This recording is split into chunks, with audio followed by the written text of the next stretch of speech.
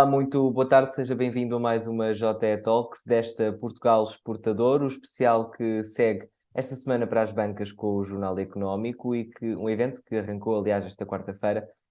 Connosco hoje temos Tiago Martins, administrador do grupo ETL Logística. Tiago, muito boa tarde. Antes de mais, obrigado por aceitar o nosso convite e por se juntar a nós nesta conversa.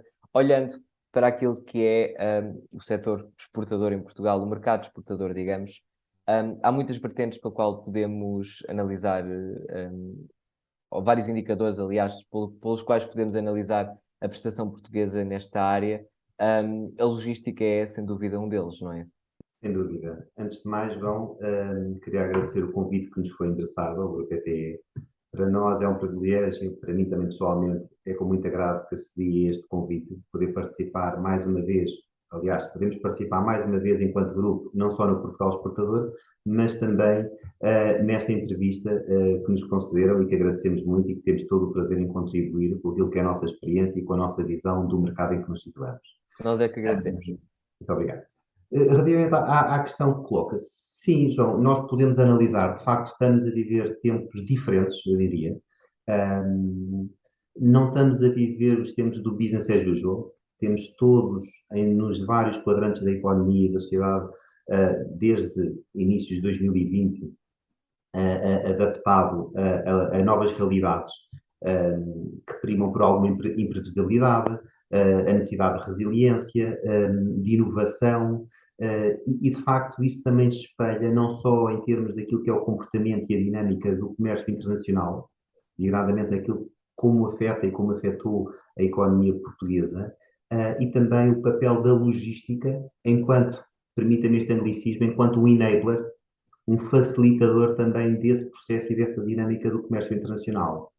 Se quiser, João, eu daria se calhar aqui, se concordar, duas ou três notas que me parecem principais sobre a dinâmica do comércio internacional e depois a forma como. Sim, eu iria lhe perguntar que papel de enabler é esse, gostava que explicasse um pouco melhor. Muito bem. Deixe-me só contextualizar primeiro para as pessoas que nos ouvem poderem também perceber o contexto de partida. Uh, Há uma transformação muito significativa da nossa economia e da estrutura do PIB.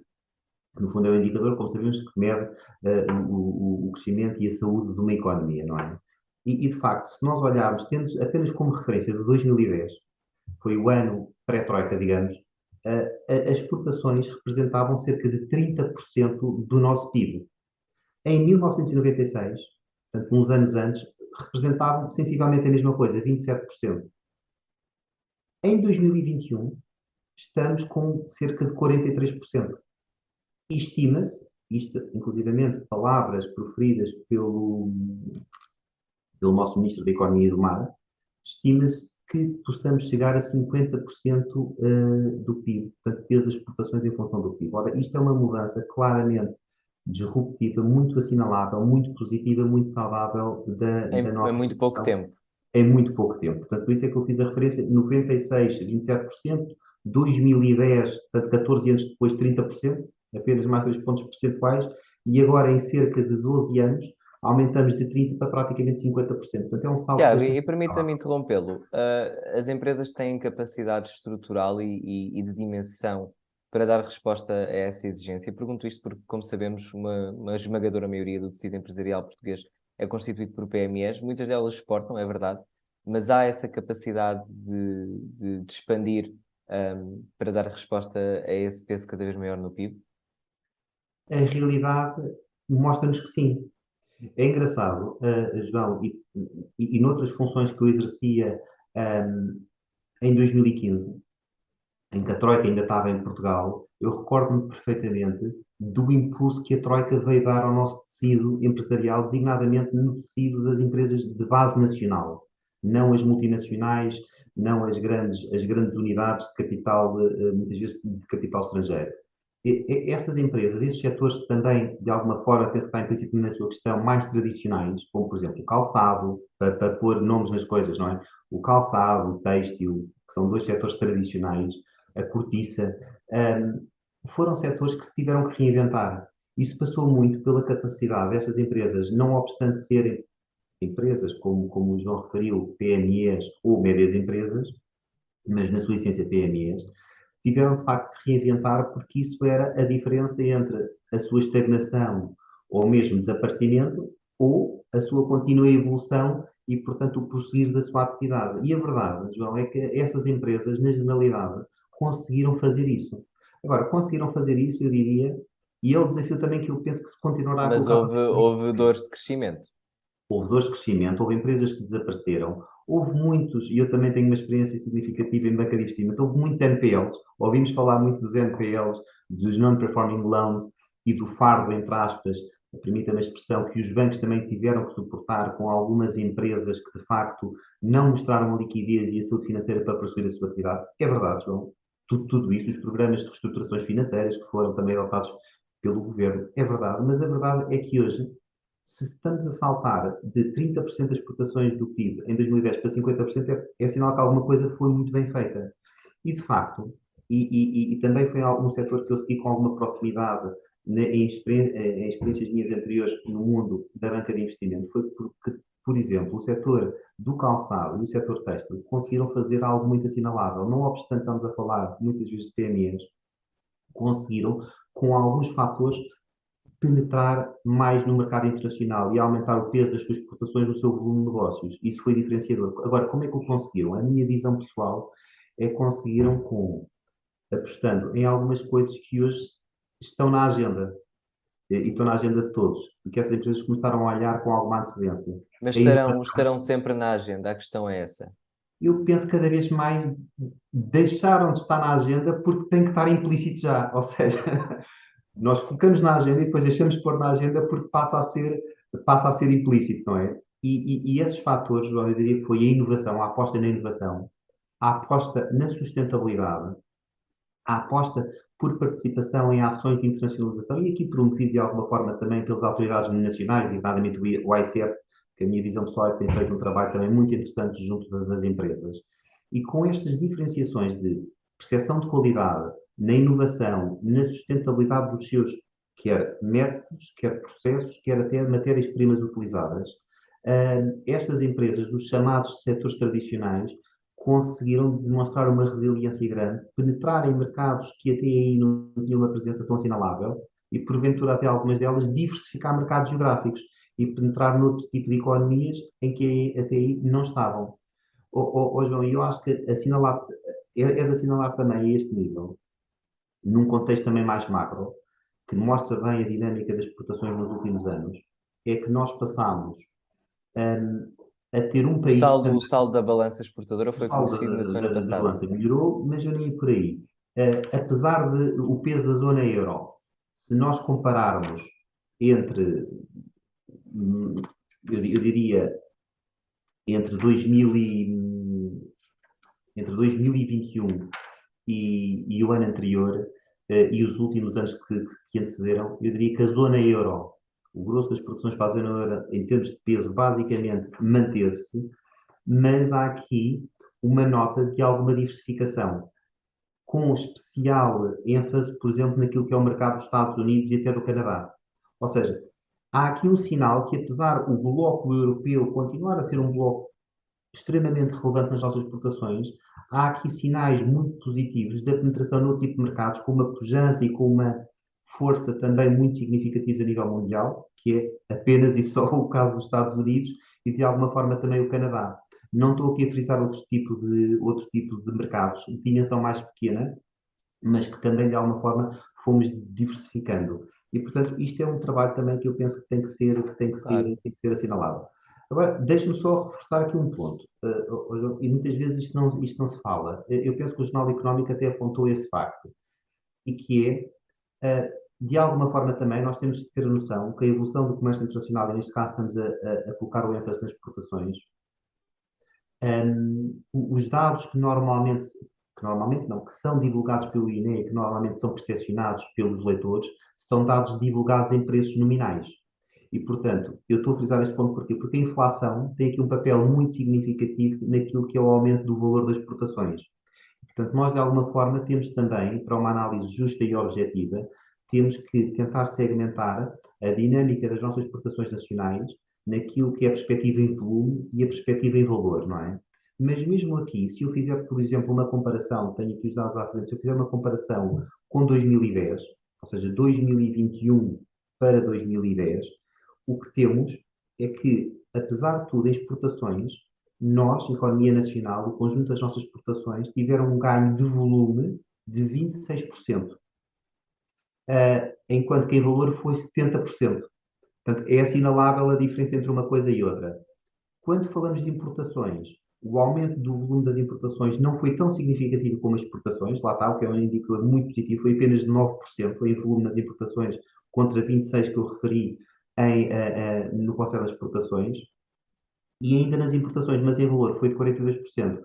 Ou seja, nós temos que ter depois algum cuidado a avaliar os números que nos são colocados. Portanto, uma coisa é analisar em volume, em valor, e aí as conclusões são ótimas e são muito positivas, e aí o desafio que eu diria, João, para 2023 é conseguir consolidar esta tendência de crescimento, mas apesar de tudo, também em volume, os dados são positivos porque mostra de facto um ganho de cota das exportações nacionais na generalidade dos mercados de destino. E isto penso que é muito positivo também de assinalar e nem sempre é referido. Tiago, há pouco eu quero voltar aqui um pouco atrás no ponto que pegou, quando comparava 2021 com 2020. O Tiago juntou-se ao grupo ETL Logística em março, se não estou em erro, deste ano, certo? Exato, exatamente. Portanto, entra aqui num contexto de recuperação pandémica. Eu percebo que 2022 terá sido um ano muito relevante a nível de recuperação neste setor, mas importa também quando comparamos dados de 2021 com dados de 2020 ou dados de 2022 com dados anteriores até 2019, importa referir que há aqui claramente uma herança pandémica em qualquer que seja o cálculo que daí advém. Este foi um ano de retoma, mas um ano, se calhar, em que o setor não esperava que surgissem outros constrangimentos como aqueles que temos em solo europeu neste momento. Portanto, depois desta bonança em que temos navegado em 2022, aguardam um 2023 um pouco mais pessimista, mais negro? É, João, é uma pergunta cheia de incertezas. Acho que a nota que podemos dar, se calhar, deixe-me um passo antes. Nós, se medirmos a evolução, a evolução face a 2019, por exemplo, do terceiro trimestre de 2022, que foram os últimos dados publicados pelo INE, em termos nominais, face a 2019, portanto, o terceiro trimestre deste ano 2022, se compararmos com o terceiro trimestre de 2019, que foi, eu diria, um ano regular, não é? Ainda antes de pandemia, as exportações estamos a crescer 39% e nas importações estamos a crescer 43%, o que mostra, no fundo, que há aqui uma superação daquilo que foi, digamos, um trimestre de um ano considerado normal, antes do fenómeno pandémico. E, portanto, é também um dado interessante de assinalar. Os desafios para 2023, eu acho que são grandes. Continuarão as sequelas na cadeia de valores? Um, eu acho que vamos ter aqui um conjunto de desafios e de incertezas, não só a questão da inflação, a incerteza sobre o continuar ou não do aumento dos preços das matérias-primas, que afetam necessariamente a competitividade da generalidade das empresas. Os nossos mercados de destino a nível europeu, dando como referência a Alemanha e o Reino Unido, são mercados que já há sinais recessivos, e também nos Estados Unidos pode eventualmente ter, em função dos juros mais altos, numa política mais agressiva seguida pelo Fed, em comparação com o nosso BCE, também sinais de alguns sinais recessivos que se podem antever. E, portanto, isto coloca um conjunto de desafios. Hoje, eu acho que aqui a estratégia tem que ser, inevitavelmente, diversificação, e para as PMEs, para as nossas empresas, tem que passar muito também por diversificação de mercados, penetrar em novas geografias, entrar em economias também mais diversificadas, que nos permitam, no fundo, alargar e distribuir este risco, que é um risco de mercado, não é? Que as empresas correm ao exportar, de forma a mitigar estes efeitos. Portanto, eu diria que este seria no fundo, as recomendações e os desafios que se antevêem para 2023. Mas houve uma coisa que eu não falei, João, se me permite voltar também um bocadinho atrás, que o João perguntou-me, e eu não tive tempo de responder, qual foi o papel da logística, ou se é possível atribuir um papel à logística, para também este fenómeno muito positivo de aumento do comércio internacional, e designadamente das exportações nacionais. Eu diria que aqui, mais do que sentimentos de alma, até porque pertence a um grupo, e já vamos certamente falar disso, um grupo de logística, um grupo líder na logística integrada em Portugal e também com presença internacional, mas eu diria que com dados objetivos, nós podemos olhar para um indicador que é muito interessante olhar, do Banco Mundial, que é o Logistics Performance Index, que é basicamente um índice que permite catalogar a performance dos diversos países e de diversas economias em termos logísticos. Os últimos estudos feitos, isto normalmente é um estudo que acontece de três ou de 4 em 4 anos, portanto, o último estudo é de 2018, mas já nos permite inferir aquilo que foi a mudança, e continuando a ter o 2010, curiosamente, como benchmark de comparação, o que é que eu posso assinalar para responder também com dados objetivos à sua questão, mais do que através de ideias subjetivas. Em 2010, de todos os países do mundo, portanto, este ranking abrange 160 países, nós estávamos posicionados na posição 34 em 2010. Conseguimos em 8 anos, de 2010 para 2018, subir 9 posições. Portanto, subimos aqui para a posição 23. Portanto, isto equivale a subirmos uma posição todos os anos. Podia ser melhor? Podia, porque se olharmos para a Espanha e para a França, que são os nossos dois principais mercados destinos, estas economias, a francesa e a espanhola, estão posicionadas na posição 16 e 17, respectivamente. Portanto, isto também concluímos por aqui que podemos fazer melhor. Mas o que já foi feito, apesar de tudo, é positivo. Ou seja, temos aqui uma instituição mundial, que é o Banco Mundial, no fundo com este índice, a ter Portanto, uma se percepção da assim evolução da disso nossa foi logística muito feito, positiva. se assim disso foi feito em 2018, significa que estará a ser realizado também agora no final de 2022? Certamente, não tenho ainda dados, mas eu diria que em 2023 certamente deveremos ter acesso, E que portanto, à atualização perspectivas, deste estudo. e que perspectivas é que, o que é que espera ver nesse relatório? Eu esperaria, sinceramente, ver ainda uma melhoria e um crescimento de Portugal, da economia nacional, a este índice. Deixe-me dizer que entre 2010 e 2018, dois dos indicadores que mais contribuíram para esta subida do ranking da economia nacional em termos da logística para esta melhoria foi o que eles designam portanto, o Banco Mundial designa por um indicador que é o International Shipping, que no fundo é a capacidade dos operadores e das empresas acederem a preços competitivos naquilo que são os custos de comércio externo, portanto, o que é muito positivo, porque isto tem um impacto direto e imediato na competitividade das nossas empresas.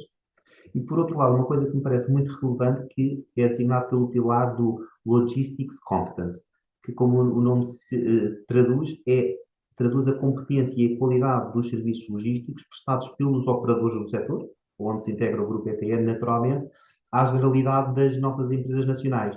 E estes dois indicadores foram aqueles que mais contribuíram. Ora, eu diria, João, olhando também para o grupo ETN, mas também para a generalidade dos nossos concorrentes, que de 2018 para agora houve muitas evoluções muito assinaláveis.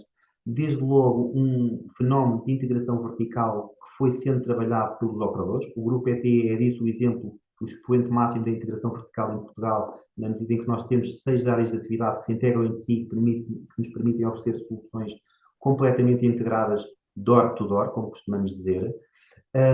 Mas na diversificação também das atividades prestadas, no investimento em infraestruturas de apoio para albergar todos estes fluxos logísticos, na digitalização. Ou seja, eu esperaria, sinceramente, não obstante os outros países certamente que melhoraram também, mas eu tenho a convicção de que vamos em 2023 assistir a uma melhoria também do ranking da economia nacional em termos da qualidade dos serviços de logística a nível mundial. Curiosamente, vão se me permitir, ainda sobre este indicador, este indexante do Banco Mundial, os piores aspectos e aqueles que são melhorar têm, na verdade, a ver com alguns fatores que são exógenos aos operadores logísticos.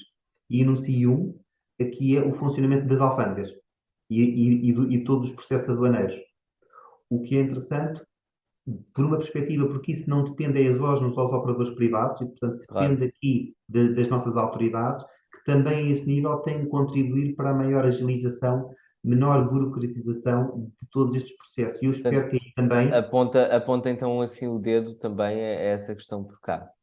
Até a questão. 2018, sim, acho que houve também diversas melhorias, designadamente a digitalização, por exemplo, a JUL, toda a parte da fatura eletrónica. Portanto, eu acho que houve melhorias interessantes, e aí tenho a expectativa de perceber, quando este novo estudo em 2003, como é que classificamos este pilar da logística também que tem a ver com algo que é exógeno aos operadores privados. Portanto, numa conclusão relativamente a esta pergunta que fez, João, eu acho que há aqui um mérito assinalável das empresas portuguesas, por diversas razões, aqueles enablers que falámos, mas também há, inevitavelmente, aqui um contributo para isso por parte do setor logístico, que se reinventou, que se adaptou, que evoluiu, que soube oferecer às empresas aquilo que elas necessitavam para poder também vingar nos mercados-alvo que delinearam na sua estratégia empresarial. E isso Tiago acho que é Martins, assinalável. Tiago Martins, só uma última questão antes de terminarmos, porque gostaria de tocar nesse ponto antes desta conversa acabar. Já percebemos aqui que um fio condutor parece ser essa questão da diversificação, da resiliência, e também de alguma atuação por parte daquilo que são fatores externos ao próprio setor de logística dentro do mercado de exportações. Mas pergunto-lhe, olhando à luz do Orçamento do Estado para este próximo ano, e também aquilo que se prevê com o governo de maioria absoluta, se gostaria de ver da parte do legislador alguma atuação no sentido de incentivar ou facilitar aquilo que são os resultados que o vosso mercado naturalmente espera. Portanto, conta com João, alguma alteração legislativa em 2023. Eu diria que aí há uma expectativa muito grande sobre aquilo que é, por exemplo, é o novo programa de fundos comunitários, o PT 2030, que é consensual entre diversos analistas, que de facto já vamos com bastante atraso. Já vamos com um ano de atraso naquilo que é a operacionalização deste novo quadro de apoios comunitários, portanto, o designado PT 2030. E Há uma também no boa PRE. notícia, do PRR também. Há uma, apesar de tudo, há um sinal pode ser, que é interessante, que é o PT 2030 aposta em quatro eixos. Um desses quatro eixos é o eixo da internacionalização. Portanto, continua bastante vincado, pelo menos em termos de estratégia e teoria, no papel, continua vincado o papel da internacionalização. Depois também foi sinalizado que haverá, portanto, continuará a haver os sistemas de incentivos para empresas, como não podia deixar de ser, que já tem uma verba atribuída, cerca de 5 milhões de euros, que é 20% do global do envelope deste PT de 2030, e que dentro destes sistemas de incentivos, de facto, há pelo menos este texto de internalização que tem a ver com o fomento e com a promoção da expressão da internacionalização e das exportações na economia nacional, por via da implementação de novos modelos empresariais, mas também uma aposta em ferramentas de digitalização e comércio eletrónico. João, veremos se é suficiente. Eu acho que vamos com bastante atraso, porque as últimas notícias dão-nos nota que os primeiros avisos só vão ser lançados em 2023. E, por exemplo, João, aqui posso sinalizar já uma limitação. Nós, Grupo ETE, e se me permitir agora só fazer esta ponte, porque falar logística nacional também é um bocadinho falar do Grupo ETE. Nós somos um dos facilitadores destes processos de comércio internacional, de expansões das empresas. Nós temos investimentos programados, alguns deles, que fará muito sentido à luz daquilo que são as diretrizes europeias, poderem ter acesso a este novo pacote de fundos comunitários. E isto tem levado, inevitavelmente, a um atraso em decisões de investimento de operadores privados, como também é o nosso caso. Se estes avisos, em vez de serem lançados, como está previsto agora em janeiro, fevereiro de 2023, se já estivessem lançados, eu posso lhe garantir que nós e outros operadores privados já teríamos projetos no terreno que entrariam em operação também muito mais cedo. E, portanto, eu acho que esse é um fator que o governo tem mostrado com alguma fragilidade. Eu gostaria de ver mais robustecido, não só em termos de celeridade na abertura destes avisos, mas também depois naquilo que são as taxas de execução. E há um estudo muito interessante que saiu por parte da Coimbra Business School, que aponta algumas das razões das fragilidades e das razões para baixas taxas de execução. Deixe-me, João, se me permitir, o João disse que Tem estaríamos que a ser chegar muito ao final, rapidamente. muito Sim. rapidamente. Eu diria que, falando um bocadinho, falámos do contributo da logística para as exportações e como é que o Grupo ETE também se posiciona nesse contexto. É engraçado sinalizar o seguinte: nós somos um grupo com 86 anos de história. Muitas pessoas não sabem disso e, portanto, a antecipação e a capacidade de resiliência e de inovação é algo que sempre fez parte do nosso percurso, faz parte do nosso ADN e que nos tem permitido, designadamente nestes últimos 2 anos, persistir, vencer e tornar ameaças e adversidades em resultados. Isto leva-nos, João, a apostar em alguns fatores que são diferenciadores e que com isso também temos um papel de facilitadores, de parceiros das nossas empresas nacionais naquilo que é o atingir de mercados de destino e facilitadores desse processo e também de otimização de custos dessas empresas. E, portanto, nesse sentido, sermos também nós, Grupo ETE, um fator de competitividade das empresas. E isso passa por uma aposta que sempre fizemos e que estamos a reforçar de uma visão integrada. Ou seja, nós temos a visão que não podemos prestar apenas o serviço de colocação de cargas num determinado meio de transporte, nós temos que ter uma visão integrada de door to door.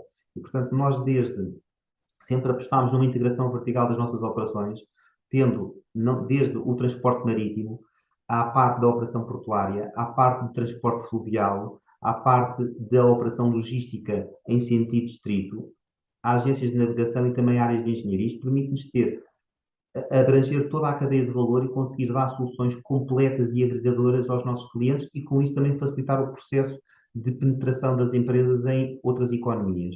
Por outro lado, apostamos numa lógica de internacionalização, que também somos este braço avançado das empresas. Vou-lhe dar alguns exemplos, não só Cabo Verde, com um conjunto de operações onde replicamos o funcionamento do PTE também em Cabo Verde nas suas várias vertentes, estas 6 vertentes que eu acabei de referir, mas também estamos presentes através de parcerias neste momento no norte da Europa. Temos operação e escritórios, por exemplo, na Bélgica, em Antuérpia, um dos principais portos do norte da Europa, Claro. mas também através de outras parcerias temos presença hoje em dia em África, noutras regiões de África, para além de Cabo Verde e do Sudeste Asiático, e também temos outra vez parcerias com redes de agentes que nos permitem, no fundo, também ser o braço avançado da ETE nos mercados de destino das nossas empresas.